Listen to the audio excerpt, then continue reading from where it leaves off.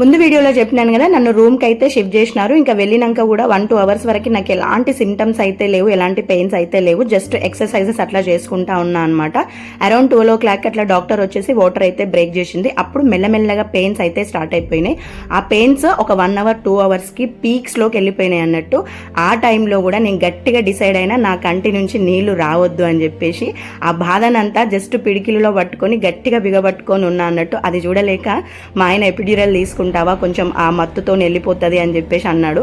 But ఇంకా ఎలాగో ఇక్కడ వరకు వచ్చిన కదా, ఇంకొంచెం సేపే కదా అని చెప్పేసి ఇంకా అట్లా కంటిన్యూ అయిపోయినా అన్నట్టు.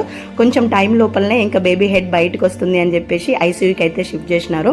అప్పుడు ఇంకా పీక్స్లో ఉండే, వెన్నుపూస విరిగిపోతుందేమో అన్నంత నొప్పి అయితే ఉండే అన్న. ఆ టైంలో పక్కన మా హస్బెండ్ కూడా ఉండే అనమాట. ఇంకా మా హస్బెండ్తో పాటు హాస్పిటల్ స్టాఫ్ కూడా ఎంత సపోర్ట్ చేసినారో అసలు అది ఇప్పటికీ కూడా నేను మర్చిపోలేను అన్నట్టు. అది తలుచుకున్నా ఇప్పటికీ కళ్ళల్లో నీళ్ళు వస్తుంటాయి.